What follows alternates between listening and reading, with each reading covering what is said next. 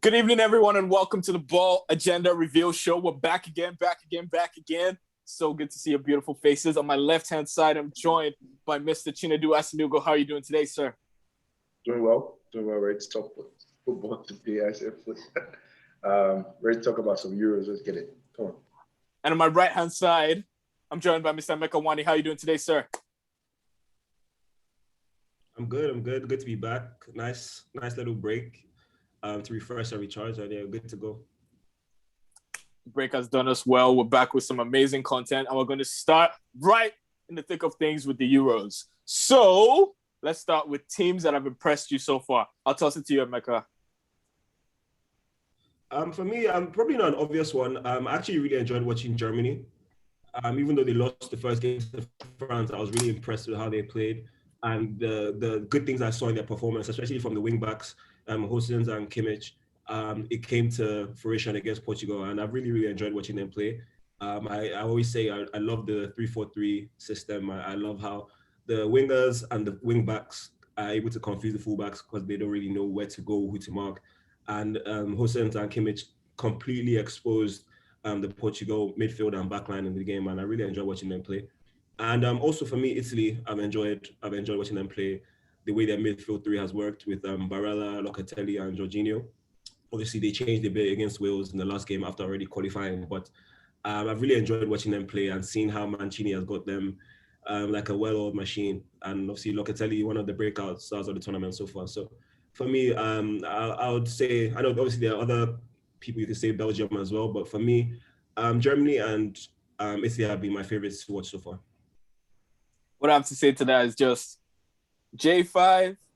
Remember when I was on that? So I'll pass it to actually. Also, what was interesting to me about Italy is with coaches like Mancini and how football kind of just takes you from like when you go to whatever your peak is, and then if stuff doesn't work out, where you go after that and how you end up in international football. Because I just went to look at his thing, and he was super sought after when he retired early, and then even before Inter, and then at Inter was so successful, then went to City, then after that didn't really work out, and then found his way to, I think, Galatasaray, and then somewhere else, and then Italy is like kind of back on the world stage.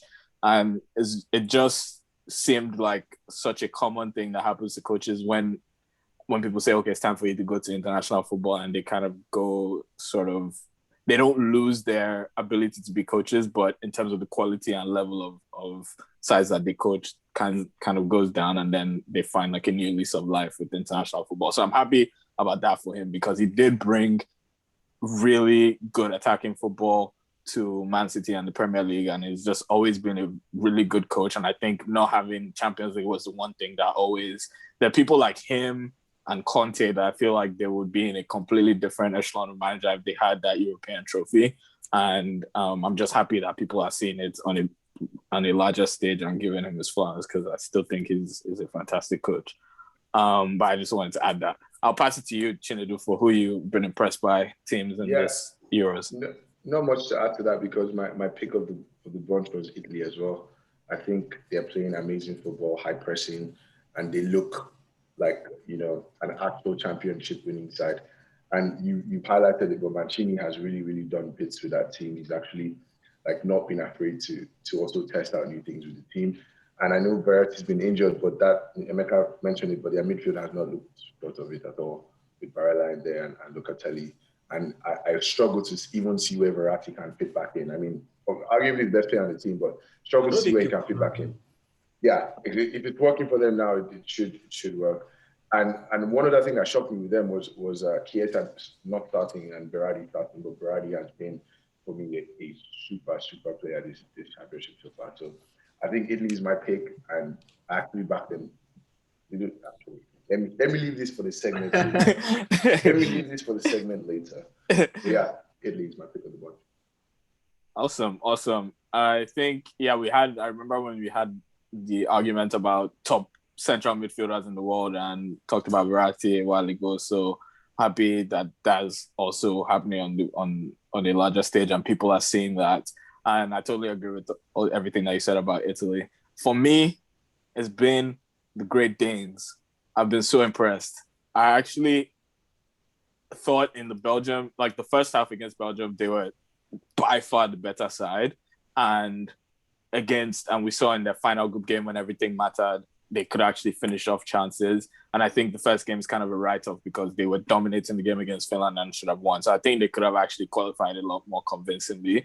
And I'm just so impressed by how they're playing and by, in particular, Pierre-Emile Højbjerg, because people talked down on him throughout the season when he was playing pretty much every game and started to kind of win at the end of the season in a poor team. But now that he's gotten a little bit of a breather, he's contributing offensively, which was something that people didn't know he had the ability to, and also defensively. So I think he's really gluing that side together right now. And they're playing some amazing football. Brathwaite, Poulsen, and it just looks good. And I think if they catch one of the bigger teams slipping, they could actually really cause an upset. And I'm actually excited that they get to face Wales in the round of 16 because I feel like that. I think they're a better side than Wales, Correct. But Wales is also a good side, and I've shown that they're a good side. Wales is just set up defensively, I think, very, very strong. But I think Denmark might beat them when it comes like offensively.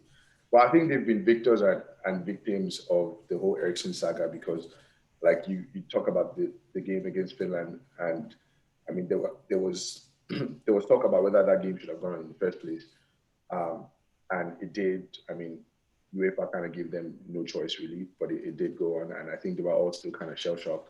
Lost the game 1-0, no big deal, right? But the next game they looked very inspired, and I think one of the things that inspired them was that Ericsson had come out that Ericsson was fine and he was communicating, and they felt like they had to do this for Ericsson.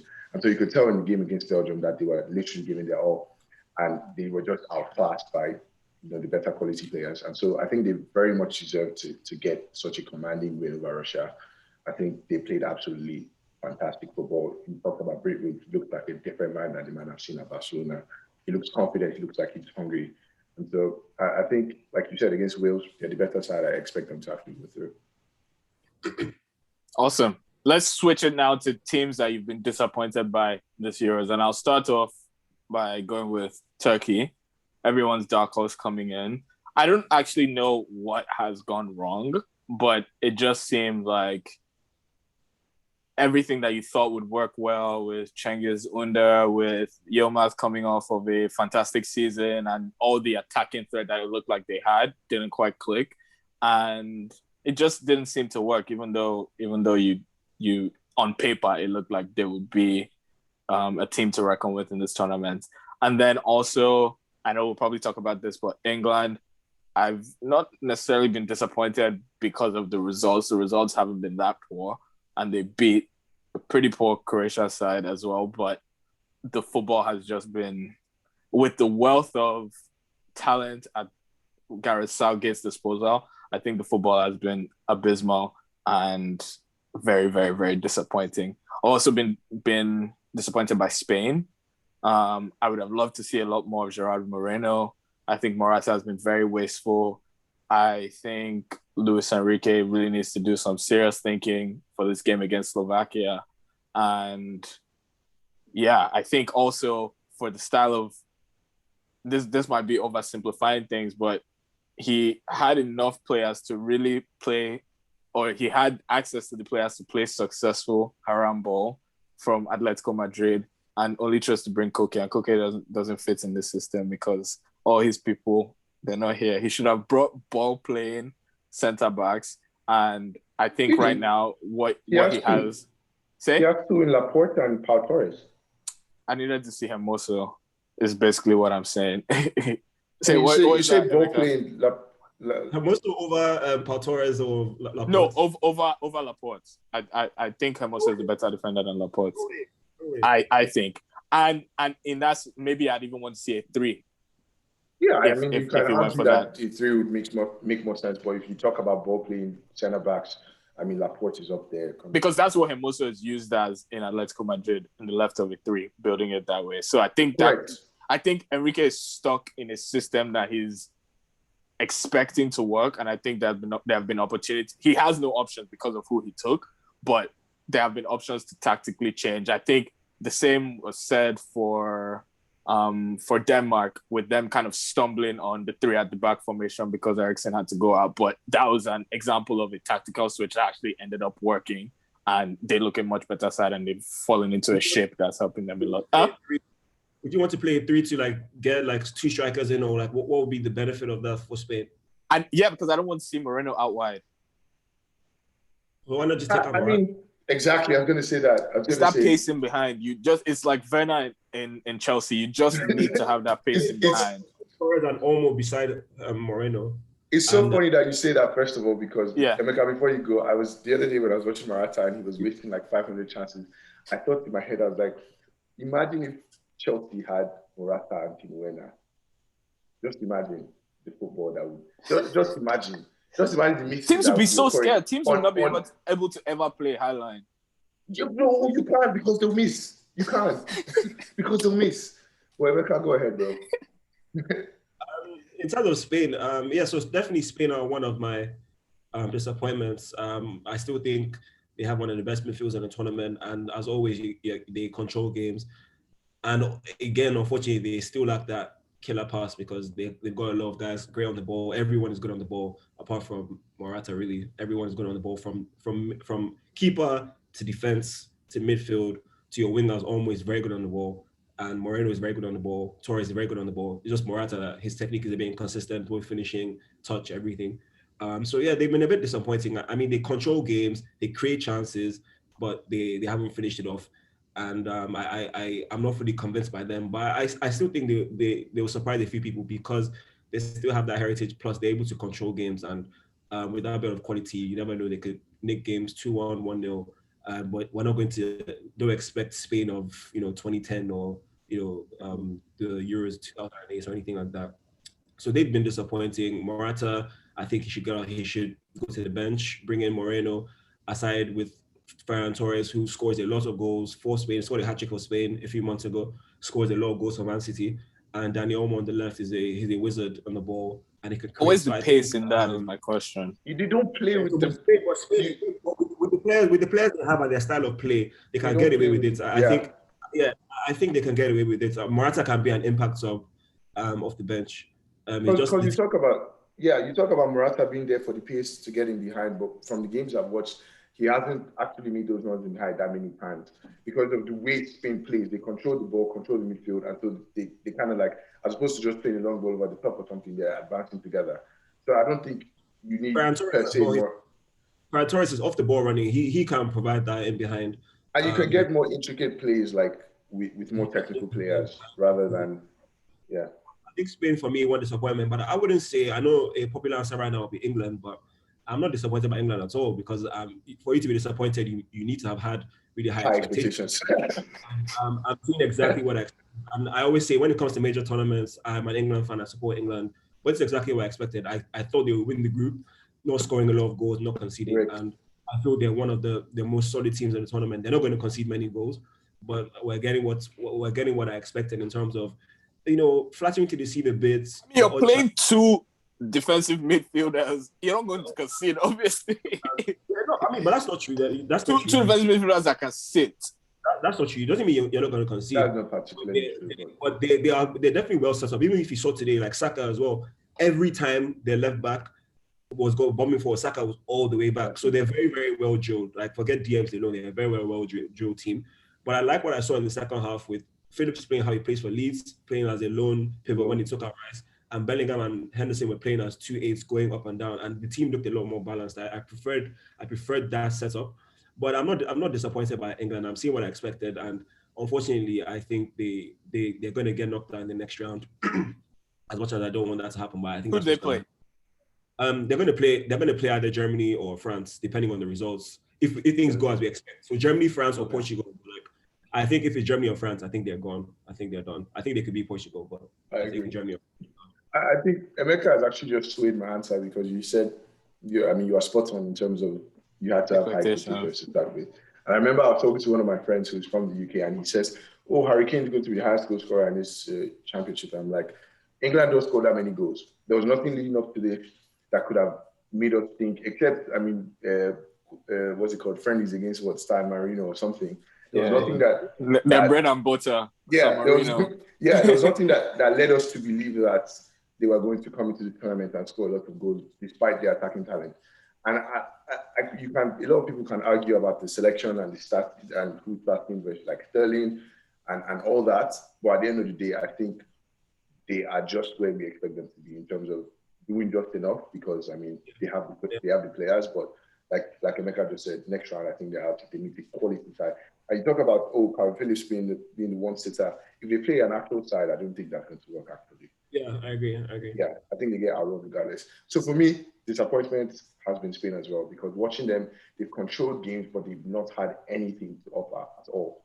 I think that's similar to Germany in the first game against France. In the first game, yes. Even though Emeka said he was okay with their performance, I thought they controlled the game but didn't look like they could score. They just played against a very, very good team. And I think they showed a lot of personality on the ball. But like again, like you can't always have like the highest XG, but like for you to have that personality on the ball against a good team like France, who of course to some extent wanted them to come onto them so they could to go in behind. But what I saw in that game, I can see them breaking a lot of teams down wide because like I always say, that 3-4-3 formation, when you have like so there's Havertz, there's Gnabry running in behind, and who on the right? So there's Havertz, Muller, Gnabry, no? Muller, exactly. So you have those guys drifting inwards, and so the fullbacks are already like, okay, where's Muller drifting? Where's Havertz drifting? Where's Gnabry drifting? Then you now have Hosens, who is one of the best wing backs in the world, bombing on. Then you have one of the best wing backs, center midfielders in the world in Kimmich that can do everything, cross, pass, bombing on the other side. Like it's going to be almost like a Trent and Robertson at their peak thing when you see like Kimmich crossing for Hosens crossing for Kimmich and just going. I think Germany is currently set up for success. Spain, on the other hand, like they're not. It's one thing to control the game and not have the highest XG or whatever, and go to the next game and kind of create one or two chances. But we even talk about Morata missing. Half of the chances he missed are like defensive errors. It's not because Spain has created anything particularly amazing. And they look like in front of goal, they don't have that. And that's why it's good to bring on maybe Gerard Moreno, but they don't have that clinical, I get the ball on my feet, I turn, I'm banging the goal.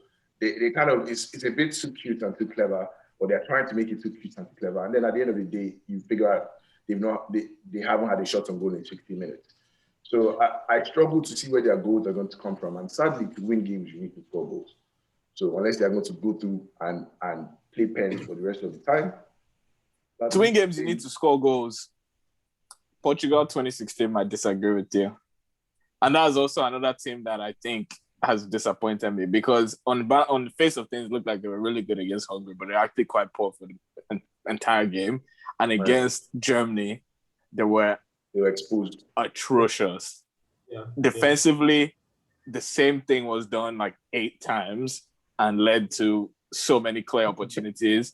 And I feel like they could have been completely embarrassed by the 70th minute, and then it got a bit more balanced. But yeah, Mecca, what are you saying? I think I'd like to see them in one more game because like I said, I think against Hungary, they weren't great, but I mean, again, quality told in the end. And Germany they were absolutely fantastic on the day. Germany was great. I think the game against France would be very close. So I wouldn't put them as a disappointment yet, based off like I won't put them up, but like I can see why. I can see why. What do you see is going wrong there? No, I was going to say, even talking about disappointment, France is kind of getting away with it because they should be done by now. I think it's because they have an egotistical maniac as one of their star players. No, this is a young kid that's trying to drag shoulders with their second all-time goal scorer in the history of the country. Am I wrong? That was coming. Am I wrong? He's the one making the camp, like he's unsettling the camp. That's all this is. France should not be drawing with Hungary. Like there should be no infighting. I don't think that's the issue, but yeah, his comments and all that has been quite unnecessary. But I don't very unnecessary. That's the second leading goal scorer in history of the country. They were fantastic against Germany in the way they wanted to play. So on the break, they were solid. And that Mbappe, like I would say, like I was joking, like that's how I use Mbappe on FIFA. Like just put him, just get him in the space. And it's almost like a cheat code. It's just almost like a cheat code. And it got to a point where they were over relying on it because they just went deeper and deeper, and they were just always trying that inshallah pass to Mbappe. And but like France, they were good in the first game. Second game, I guess maybe they weren't as up for it as they needed to be. But yeah, I think they just mentally like there was a mental lapse and they just couldn't. But I mean, they've made everything 10 times harder. Is my point. And we're talking about disappointments and everyone expecting them to run away with it, especially after that first game. This was supposed to be a done deal. So for me, that I was a bit disappointed that they came out. And if I actually even go back once, I'll say one of the teams I'm also really impressed with is Hungary because they give themselves a chance on the final day, correct. and no one gave them a chance. No one gave them a chance. And I was very impressed actually with how they played in that game. They were solid defensively. They got their chance. They took it. That was a fantastic run and finish. Exactly. And they gave themselves a chance. Yeah, I mean, like the fact that they have a chance on the last day, I think is just says it all. And you asked a question quickly about Portugal, like what you think is going wrong. Yeah. And I think it's just, again, it's just one of those ones where golden generations, it's just so many different players, so many different styles, talents being like put together in such a short time because Jota really broke out. He was never starting for Portugal to his Liverpool heroics. Bruno, before this tournament, Bruno has been playing as an 8 for Portugal. So they used to play Bruno and Bernardo Silva up like as like kind of roaming 8s and then one DM. But now they're playing 2 African Angolan guys out down there. So again, ball possession. Bruno obviously could be better as well. Like I feel like I don't know if it's that I don't know why he doesn't feel it's his team. So I don't know, maybe he feels like he needs it to be his team because he just seems to be quite like passive. Which even when in United, when he's playing badly, he's playing badly by trying to do. There's nothing for him to look forward to. He knows if they get a penalty, he won't take it. So there's nothing for him to look forward to. That's poor on your part. If you are being objective, you realize that it's Ronaldo's team. There's nothing for him to look forward to. United is like, okay, if I play this pass and they foul Rashford, that's my pen. But now he knows if I cause a pen now, I won't take it. So he doesn't want to do anything. He needs a bit more off the ball movement around him. A lot of those guys love coming to the ball. Silva loves Jota. He's not stretching as much as I want him to, and obviously we know Ronaldo isn't really stretching anymore. It's just more about cutbacks and all that. So I think this Portugal, the France game is going to be very key. I would love to see how they handle that because I think they could cause France problems because they're a bit more pragmatic than Germany are. So they're not going to give France as much. They're not going to sell themselves as much. So it's going to be quite an ugly game. I think it's going to be quite an ugly game and a tight one, but. They have the potential to do well. I just don't think that team has gelled enough yet. Maybe the World Cup. It's also you look and you say sometimes having someone like Ronaldo in there doesn't help the team per se, because now you have a static figure in Ronaldo that you kind of have to always build the team around. When in reality that's not how international football should be, right? It's based on form. Ronaldo has been banging the goal to Real, granted, but like if the manager ever wanted to change the system of stuff, you still have to factor in Ronaldo first. João Felix is not spending anything right now. Where's João Felix? I didn't even read. Exactly. João Felix is not spending anything right now. Is he injured? Yeah, he's benched. Like, where is he going to play? Benched. Yeah, exactly. And that's what I'm saying. It's like it hurts. I actually forgot about that.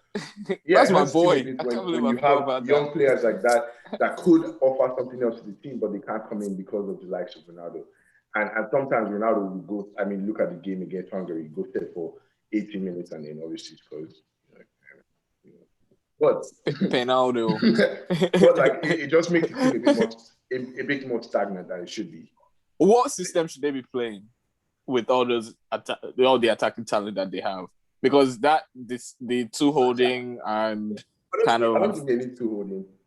I think they're fine. I think 4-2-3-1 is fine because I'm thinking, okay, they play the 4-3-3. Then they play 1 holding, then Bruno, then who will be next to him? Because Joao. I don't know, Joao doesn't have the legs for defensive. Yeah. He's not really like an 8 anymore. So it's like, it's a bit, you might as well. Or Bernardo. Bernardo is actually much better suited there. And to do that in a 3, like you need like a very, very cohesive system like City, like where like it's not just like you see Foden now. When you play in that kind of system at City, and your Bernardo's who are playing in CM. When it comes to international football, where I feel like the teams are a lot more individualistic and they're not as cohesive because they don't have as much time to train and to build that camaraderie. Whatever. Like I feel like you need to play them like someone like him. You have to play a bit further forward. So I think it's fine. I just think maybe instead of like both Danilo and William Carvalho, you can play. Then you can maybe now play like a Neves. Yeah, someone that actually legs, can do a bit, or he's not like the quickest, but he can do a bit more of both. then you have Bruno. And unfortunately, Felix can't get in the team because I'm not going to be playing wide. So And even look at the likes of Rafa, that I think is a fantastic player that should be playing. He plays a bit, bro. Why is Silva not playing? Silva. Second top scorer in Bundesliga, Andre Silva. Oh, Andre. Ronaldo is there. Exactly. That's exactly right. I'm saying that system isn't working. You can't have the second top scorer in Bundesliga on your bench. You can't bench Ronaldo. I'm not saying you bench Ronaldo, but you do something else. Maybe you play 4-4-2. No. Then when you play 4-4-2, will not accommodate Bruno. Or where do you play what? You can't play Bruno in 4-4-2. You can't play Jota in 4-4-2. You can't play Bernardo. I mean, you can play Bernardo Silva in 4-4-2, but it's not as natural. So I don't know, man. I think 4-2-3-1 is fine. We shouldn't just overreact over one game because to be fair, they didn't win it. Or play 4-1-2-1-2. I was about to say no. That's like a 4-1-4-1 technically. Yeah. Yeah. So that's what I was about to say. I think a 4-1-4-1 would be best for them because they don't need those two DMs. If you have a sitter and then you have Bruno and Colin Bernardo that are just on like free roam, and then you figure it out from there. 4-1-2-1-2 they always look good on paper, but like when you have a lot of central players, they always look sexy on paper, but there's a reason why teams don't play that much. It's too narrow. And again, try playing that against Germany. No, not a 4-1-2-1-2 diamond. No, like a 4-1-4-1, kind of like what Leeds does, right? Okay, that so like one sitter, and then you just have like a 4 in the middle. And creativity coming inside. Maybe you can have Felix off the left it's all semantics. Jota off the right. It's pretty much a 4-3-3. It's all semantics. It's exactly. It's pretty much a 4-3-3, but you have your mids. But you have your wingers dropping a bit deeper. That's the difference. I mean, a bit deeper, yeah. But yeah, I mean, you're right in terms of I feel like they could have a better way to gel those players together based on the skill sets that they have. And like you said, there's more players that should be playing. But you think about it and it's like, bro, even if it's the 80th minute, Ronaldo has played the whole game, he's going to stay on and you're going to have to figure something else out rather than taking Ronaldo. So the 2016 tournament, he seemed really good on the touchline coaching. So maybe you can bring him up to do some coaching also. He needs to plan. Give him back to coaching. Since he coached the team to the title, he can do that again. Do we have so let's move a little bit now to standout players that have risen their stock. I think the ones that come to mind very quickly are Shaqiri. I've talked about Pierre-Emile Højbjerg. I've talked about Gini Wijnaldum, but I don't know if there's anyone, and Dumfries maybe. I don't know if there's anyone else that you'd want to say. Bukayo Saka had a good showing today that people remember, but I don't know if there's anyone else you'd want to add. I think in terms of raising stock, I think number one for me is pick your poison from the Italy midfield. So either one of Locatelli or Barella, being proven that they can do it on the big stage. But I also think someone that has impressed me very much is Jay Immobile, because there's always been that debate about whether he's could be the top 9 for Italy, and he's just not been as good for Italy as he's been for Lazio. And I think he's doing everything that you want from the top 9. And so I think he hasn't raised his stock per se, but I think he's proving people right, I guess you could say. Yeah, I think Immobile has raised the stock, I would say, because he has people who know, but I don't think people on the world stage know. That's what I'm saying. So I'm taking raising stock as no one really knows, and then they come and they prove themselves. I'm saying Immobile, a lot of people, I think should be giving him his flower for what he's done at Lazio. And so just now, can you do it on the international stage, and he's doing that just fine. I also think Dumfries has been a fantastic. He's a tank. He's a tank, and I'm not super impressed by the Netherlands side because I think they have a lot of frailties within their team. But I do. I don't have a good coach either. Everyone else says everyone's always picking on De Boer. No, 7 matches, 7 defeats, 0 goals. The worst manager in the history of the Premier League. This is how you know this guy is a Mourinho star. I said it verbatim. The start was actually even right as well. What did you say? Yeah. The start was even right. Mourinho was just being a Stan. Wait, what is the actual start? there were like a couple draws in there. Mourinho Stan. Mourinho is a horrible guy. Yeah, I agree with you guys. I'd say Dumfries for sure. A lot of teams playing that wing back. system at the moment. I think they'll be looking at him. I think Inter Milan, I won't be surprised because I think they're going to lose You Hakimi. think they're going to let go of Hakimi and they bring in Dumfries? Yeah, they're selling. They're apparently trying to raise some cash to sell Hakimi to PSG. Mm-hmm.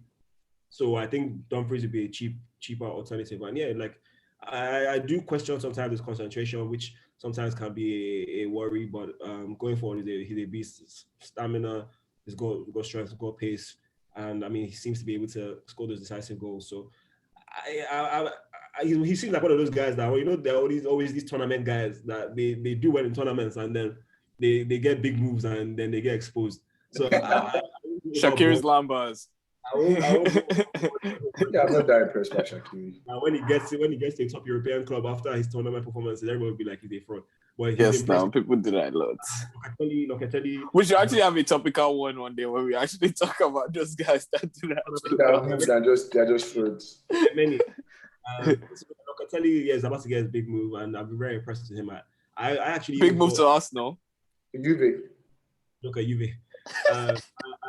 I thought he was even. I didn't know he was as box to box and as he is. Like I thought he's a serious guy. An engine and passing, but like yeah, he's impressed me a lot.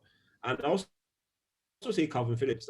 I think again we also in the Premier League we also saw what he could do, but against Croatia, his first big game for England, I think he definitely put himself on the map. He but last I said this at a high level. I love that guy. I think he's a very good player. Shout out to him. Also, what players have fallen short for you guys? No, sorry. One more before we go to the show. One more player that's impressed, and I think he stepped up to, I think, the role that we all thought he would be at some point is Sheik. I think he took the role of carrying very serious in the past, at least before this game, and he's very technical, and I think he's impressed me very much. I think that was the goal of the tournament. He fell on that radar a bit in the past, I think 2 years, but I think he's still a fantastic player, and if he just can be more consistent, I think he'll be up there. Awesome. What players have fallen short for you guys in terms of you had high expectations for them and you haven't really been impressed? Cherry, you can start. I'm thinking I was going to say Harry Kane, but then like I said, I didn't really have high expectations. Yeah, okay. No chance. No, he's not being created. I heard it was wasteful today, but maybe it wasn't. He's wasteful because I think he's trying to force the goal, and so there are times when passing the ball might be the better option, but I think he's kind of just trying to get that, I need to get off the mark, start scoring goals, as most strikers do. So he's a bit like narrow-minded. I'll get us started. I'll get us started. One player, go ahead. The person brought in to replace the second all-time leading scorer in the history of France has been quite disappointing and is honestly not really adding to the system. For the hype around. And is also missing chances, so it's not even you're very correct. It's a big call, especially after not playing for a while. You can tell there's still a bit of, like Mbappe and Griezmann, they've played off Giroud for years now. And Giroud, like I remember I saw a picture, like I don't think apparently Giroud did not have a shot on target the whole World Cup, something crazy like that. Yeah.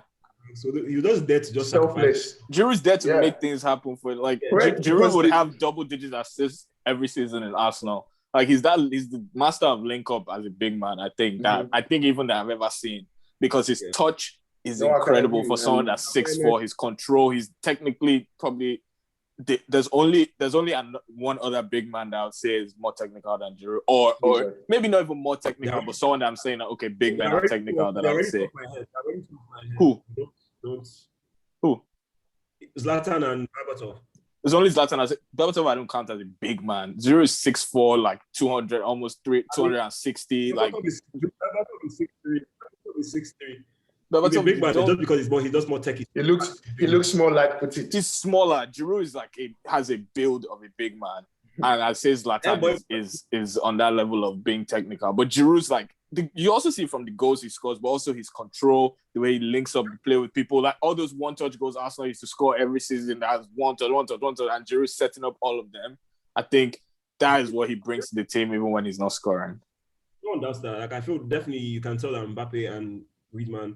They're still kind of getting used to Benz, and obviously Benz too is trying to prove himself. So like he's not being as, he's not doing that role he did for Ronaldo, where he's just kind of sacrificing himself. He's Yeah, trying to too many eyes on him, be the right? guy Yeah, again, and he was kind of brought back into the team as like the savior, like the be the guy. guy.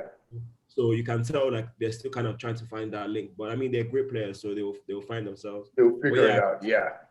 he hasn't lived up to what we thought it would so far. I think for me, first one probably might not be an obvious one, but I'll say Declan Rice. For me, maybe it was how much I rated him, and the like I always maybe romanticize the idea of him on my team. But you can definitely see his importance in what he does.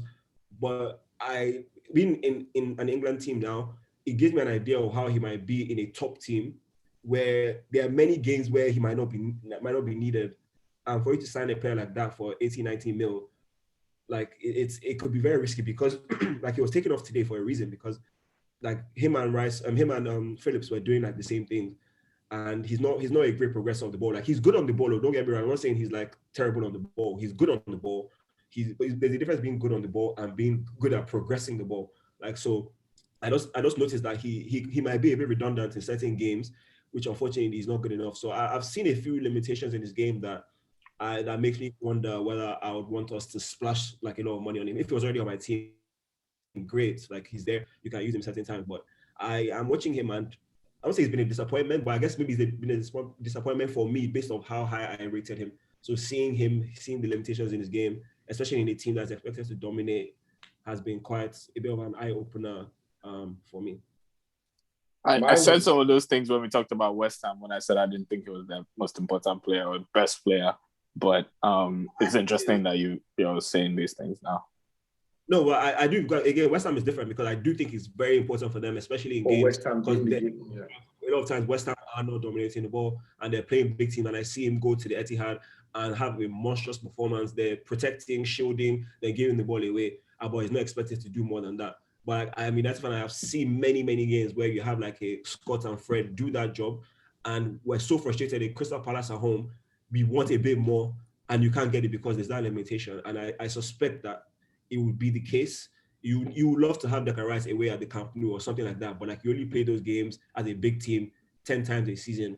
You know what I mean? So it's an interesting one seeing him in a top team like England, but he'll be useful in knockout rounds because England don't keep the ball as well as other top European teams. So you see his importance in those games.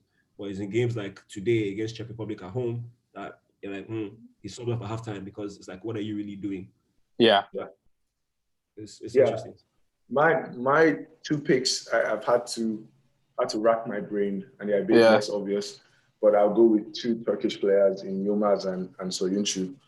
Yilmaz, I mean, off the back of a fantastic season with Liverpool, winning the league and scoring, I think, 16 goals in like 20-something games. I expected way more from him as an attacking threat. And then on the other end, Soyuncu, all the hype around him, at Leicester City, I think, I mean, it's being very picky, but I think like Turkey was very, very, very poor defensively.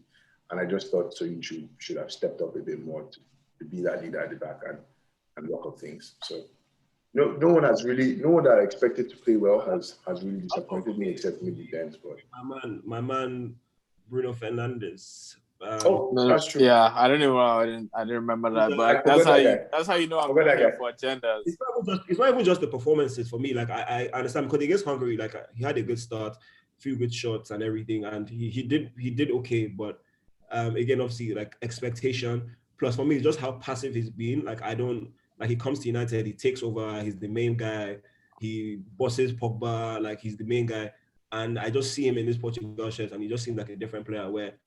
He's like he should be the second guy. Like obviously there's a way he should be like the second guy, and I'm not seeing that. Like I'm seeing him being very passive and not really asserting himself enough, and I don't see him disengaging a bit. So I hope he can have a big performance tomorrow against France. I think that would really that would really be a big statement. So I've not been impressed with him mainly based off his attitude and how passive he's been. Like he's been okay on the ball. Like against Hungary, it was okay. France, he was just okay. So we need a bit more from someone like him. Yeah. And maybe I'll say I'm disappointed by Thomas Suchek. I just wanted, I don't know what I wanted, but I just wanted to see something a bit more. I know it's a big carry job with the Czech Republic, but I just feel like he's come and gone, and I thought I'd just see a little bit more of a splash from him. Huh? So they're not getting the set piece merchant now. You know that. Yeah, I was gonna say, but I mean, I think it's Suchek is very contextual. technical. But you can't say he's come and gone. I think it's very contextual. But Suchek is good on the ball. He's decent on the ball, but very technical. If he's very technical, what would you he's not very technical, but he's good on, like, he's not a set piece merchant, is what I'm trying to get at. He's pretty much a set piece merchant, man. He's okay. He scored double-digit goals in Premier League. And mainly with his head from set pieces. Yeah, and that's what I was going to say. I think it's contextual because, I mean, you talk about carry job for Czech Republic being the footballing nation that it is. And you can't compare to the job he had to do at West Ham week in, week out. I feel like there's like Emeka was talking about Declan Rice. He can probably be a great player for West Ham forever. On the big stage, that's where it really matters. And that's where we're seeing Suchek maybe falling, a bit short. Same reservations I had when United signed at the time, Moyes. I was like, I mean, this guy, at best, for me, he can take everything to us as high up as for like him. But for you to come in and be like Champions League winner or something, that's a different ballgame. But I think Suchek is just a victim of stage, really. I think one more thing on Declan Rice,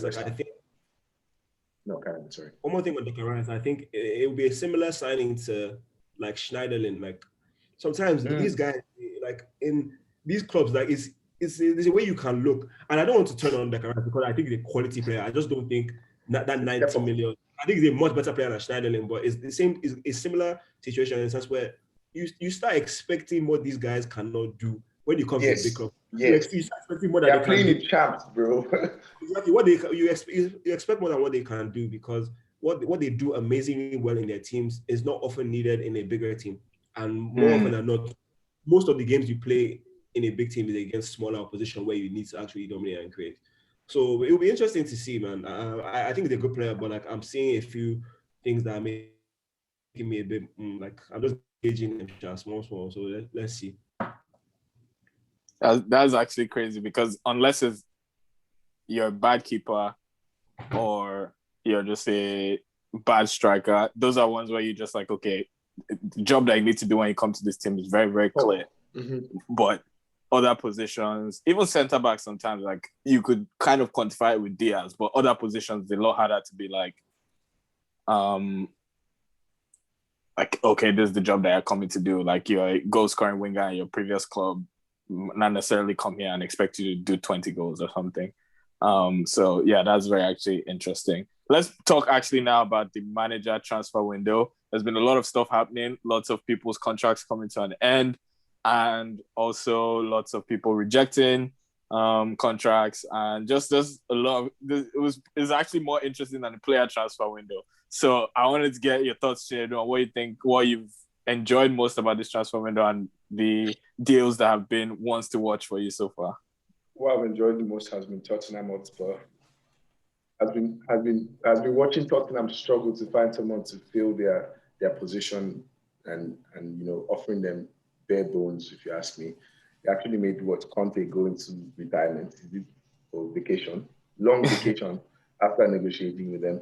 But I think it's been very interesting seeing. I mean, you look at the bigger clubs like Real Madrid, change management. You look at clubs around them as well. I say clubs around them being, why am I saying that? But you look at other clubs like Bayern Munich, changing management as well. So the big clubs are changing, but then you also take a look at what's happening like on the smaller teams as well.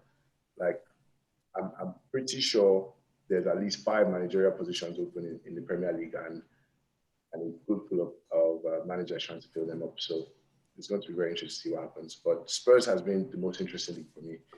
Just watching them try to fill that position, and I think they're going to end up with their 5th or 6th choice manager. What do you think, Emeka? I mean, for me, if you actually before I sorry to cut you, do you think Spurs had a list? I don't know, when you say 5th or 6th choice, like it feels like now they're just going for what's shiny, and they've been doing that. I think they've gone down the list and maybe it's exhausted at this point. I think they've gone down the list and it's now, okay, who is available? What can we do? Because I mean, there are some people that I never expected to be linked with Spurs, and they are linked with Spurs. So I think he had a list and he's exhausted, and so now it's just like, okay, we just need someone. That's good. Yes, now it's just they're just confused. Yeah, and I can't imagine what they are offering that is throwing everybody off. Because, for instance, I never expected Gattuso to be linked with them, and then Gattuso ends up being linked with them because Gattuso had a job 2 weeks ago, and now he's linked with them, and then all of a sudden it breaks down. So what could they be offering that is worse than the job Gattuso had? Like, what could their project be? Is it we sell Harry Kane and we vibe for the rest of the season? Like, I can't understand what is off-putting about their project. I actually liked Fonseca as an option. If that was like, I think he's a Spurs type manager. There are no legs on that. Like, what do you expect Fonseca to do? Yeah, no. So again, that's why at least they will play good football. They're not going to win. Nobody can get now is a winner. So because everybody has been exhausted. But in terms of the style of play, the high pressing, he has a more modern style of play. So I think he would have suited Tottenham well. But in terms of that, you're not going to get a winner now anyway. So it's definitely better. If you have problems with Mourinho, it makes no sense for you to try to get Gattuso. That dressing room is going to break before October. He steps in. Exactly. Yeah. Yeah, for me, I would say you can talk about is Gattuso even suited to like playing in the Premier League, like not playing. We don't know. We don't know. So that's how you know they're just vibing. I think the Paratici signing is good. Is a sign of some seriousness because Daniel Levy was starting to show that he doesn't really know what he's doing. But the manager position, that one is going to be really tough. And maybe, I actually, it's too close to call, so I won't even say too much. I also think another interesting one has been Everton. I've seen people like Benitez linked. I've seen, I think, Graham Potter linked as well. What did you say? It's going to be Benitez. Yeah, and I also saw Potter and Espirito Santo. So I think that's just interesting. There are lots of good managers out of jobs as well. For me, it's the Italian team. So I like the Simeone to Inter appointment. It's another 5 at the back manager, seamless transition. Say that again. He's made. Well, Simeone is going Inter. To Inter. No, there's another Simeone. Yeah. Oh, I thought about you. I was like, whoa. What's his first name? I forget what his first name is. Inzaghi, sorry. Okay. We good. Simone Inzaghi. His name is Simone Inzaghi. Inzaghi, yeah. My bad. Yeah. Okay. I just knew what you were saying when you said it, and I didn't even know that. I was like, which Simone is that? You good. Yeah, Simone. Yeah, so for me, what a way to go. Get to La Liga and just head over to Inter. I call him Simone in my head. Yeah, so Simone Inzaghi. Who is younger than Pupo Inzaghi? Yeah. I actually thought it was older. What he's done for Lazio in the last few years has been impeccable. They play great football. And again, there's another 5 at the back manager. So I think he'll fit in very well with Inter. Although he's not a like one winner yet or won a lot of titles. I know he's won Coppa Italia, but I know he plays very great football. So I'm very interested to see how that goes. And also Sarri at Lazio, it's another good one. Because again, Lazio have played 5 at the for so many years, and Sarri rather die than change that his 4-3-3. So it'll be interesting to see how they have to change because a lot of their players are built for 5 at the back. They've got a load of centre backs. They've got many wing backs, and it'll be very interesting to see how Sarri does that. And the midfield could use a lot of work as well. So to play Sarri ball, Lazio needs a lot of work, and they don't have that much money, and they don't have many wingers. So it'll be very interesting to see how that will work. And lastly, though, I wasn't very inspired by the Ancelotti appointment though for Madrid. So where do you go though? Yeah, I know. I understand. I understand that. I would have got Nagelsmann, but obviously he's gone. I was going to say. The thing is, they don't even have the money to do that because if this was 4 years ago, they'd have still tried to take him away from Bayern, but they clearly don't have the money to do any of those Galacticos moves anymore. Ancelotti is the logical choice.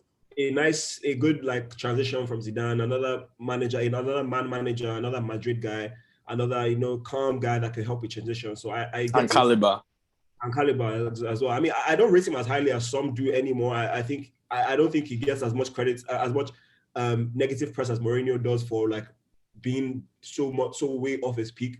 Like I feel Ancelotti is so far off that, but no one mentions that. Like no one mentions that. This is actually really, really interesting there's one. So one topic was, and hopefully we're keeping notes of this. One was people that raised their stock at international tournaments, and then also managerial trajectories. Because I think this is breaking that mold. And people always say Mourinho will never get a top job again in Europe. If Ancelotti goes to to Napoli and then to Everton, and someone finds his way back to Real Madrid. That's based on relationships, though. Yeah. Ancelotti is and I think Ancelotti is somewhat a stockholder. Like he does bring stability for 1-2 years. Exactly. It's funny how, as a 3-time Champions League winner, though, like I said, is it not 4? No, it's 3. It's 3. He won 3. 2 Milan. No, okay. He's one of the guys 3. Yeah, 2 Milan and 1 Madrid. Maybe I'm counting as a player. Yeah, no, it's 3. So, like, he's one of those guys again because he's such a nice guy. But like, why is he never spoken about as to like he's not the same guy? This same guy we're talking about Everton. You guys are telling me Everton would challenge that. They finished 10th or something. They just had a good 11. They didn't have a good squad. If he had more money to add to that this season, they could have done much better. I agree, because they were actually playing because football. Clearly Everton were much better than under Silva and clearly made progress and clearly were a team nobody wanted to play. Yeah. Except at Goodison Park.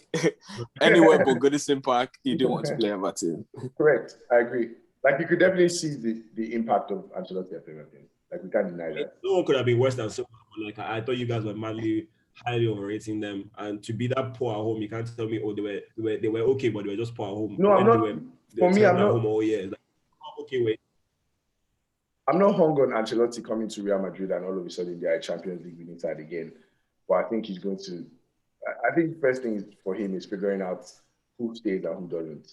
You know, with Bale, with obviously Hazard not doing so well, and then with a crop of young players that have been starved of anything good. You know, so. I think it's first of all figuring out who stays. Yeah, I think it was a logical choice. Yes, exactly. So you can see why it was done. I mean, and this is Zidane leaving for no reason again, seemingly. And we've known he was going to leave for a while, but he really has no reason. I don't know what Zidane for me. There's nothing he can do again. Besides tarnish his legacy. I was going to say, this why Zidane's a fraud, because he's basically like, all right, let me quit while I'm ahead, right? Yeah. I've done this 3 times. And I won La Liga. You said you guys without Ronaldo. You guys won La Liga without Ronaldo. Yeah. He won La Liga without Ronaldo. That's what I'm saying. There's nothing. He can't do anything. He can't Madrid except tarnish his legacy. Yeah, you're right. Right now, he's a legendary player. That's why he left before. That's why he left before. Yeah, exactly. And then he see rubbish. Exactly. Like, I don't want this. You'll be easy. However, I did see him. I mean, and this was the time when it looked like Pochettino was going to go back to Spurs. It looked like he was being linked with PSG. How true that is now, I don't know. But I don't see him coming back to management. I see him just chilling, bro. It's not enough. Zidane? Yes, Zidane. Yeah. But there's a lot going on in Germany as well. I just remember with, like, obviously Nagelsmann joining Bayern, and then... You didn't mention a little bit to Juve as well. Back to Juve. All these homecomings, it's like they're doing as if these managers are Hollywood babes. Just pass them around, all the rappers. And then Low or Wow, whatever you say in German, leaving the national team. That's huge as well, because obviously Hansi Flick gets to take over. Yeah, Hansi Flick is really I don't know why at this stage of his career he should be coaching international football. Stop it now. Bro, if you think about it, that's actually huge, because Low, I wonder how long he's been coaching for. He's been assistant for a minute, but like as you just became a club coach, you had so much success, and I just feel like 2006 World Cup. Yeah, he's been assistant for many years. Low. Yeah, Low has been. Low is 15 years in the job. Low is 15 years in the job. That's huge. Yeah. Yeah, and I don't know how long the change to Hansi Flick will last for, because that's unheard of in international football. 15 years in the job. Yeah. And a lot of success though for him. So yeah. But I think there's still a lot of changes to come before now, and obviously the season starts. I think, like you said, they're passing people around like in your words, Hollywood babes. So, your words. Hopefully, Ole is being passed around. Passed around back to his Cardiff City homecoming. Just pass him on. Just bring punch. So let's wrap with who you guys think will. I don't know if we want to save this for later when we have a bit more clarity. We'll come back to it, but let's just give you guys who you think will win the Euros based off of what you've seen so far. Who do you think will win the Euros? And then who, if they won, would you be like, yeah, I kind of saw that as well. So I'll let you have like a cop-out pick. I like that. That's very nice. Yeah, I'm a nice guy. Emeka, go first, bro. I'm going to go. I don't want to go the obvious pick. I'm going to go Germany. That's Germany. So obvious. And the backup pick would be obviously if France won, I won't be surprised. Like, okay, it's France, they're the best team. But I'm going to go Germany. I would go France as my winner. I mean, I'm a bit disappointed with obviously the game against Hungary, but I think they still have the quality to win. World Cup winning side, young side. So I think they win. But I think if they won, I would be surprised. Like I said this earlier, Italy. I think they have a home run up until like the semis or something. They're playing the role the whole time. So I think the football they're playing, the brand of football they're playing, they're just looking very good. So based on what I've seen so far, Italy, my pick. For France was my pick going in. So yeah, I think Italy will win. And if they don't, I won't be surprised if France win. The Haram is proven successful so far. And if it can be successful against Germany, who I also would not be surprised if they won, then I really don't see another side that can break them down. I'm not saying, but I'm saying like Germany is the side that you're like, okay, if we want to see who will break someone down, it's Germany. Germany is the test. And if Germany couldn't break them down, I feel like they can play that style against anybody, and that will always make them a threat. But on an off day, I think they could get knocked out. On an off day, I like that. I think France, like you said, in terms of balance, like they can play many different ways. They can play counter. They can play, like I said, just using Mbappe. But at the same time, they can control a game to not to Spain, Germany level, but they can kind of control the game in their own way. So I think they're probably the most complete team. But yeah, I don't think they're going to win it. I don't think they're going to win it this year. Yeah, another really complete team is England. They're just being grossly mismanaged. Like a really top manager like England can play. Do you know how many ways England can play? They have such an amazing array of right backs, left backs, central midfielders, wingers. They have like 8 wingers, and like they could do whatever. The central midfield is probably where they're weakest. Everywhere else, they can do all kinds of things, and they keep choosing to play in this rigid with good reason. But I feel like they have options to really tweak tactically. But I don't think Southgate is that kind of manager, so we won't see that. That's why we didn't call England, because as long as Southgate is there, sorry for you. Nothing for you. Well, with that, it's not coming home. The Haram, they're way to the final. Just 1-0 against France, 1-0 against. It's possible. He's not coming home. Sorry, but that's what they're set up for. But unfortunately, in international football, they will get caught out eventually. All these teams that are good on the ball, they will cast them out. He's not coming home. Sorry for you.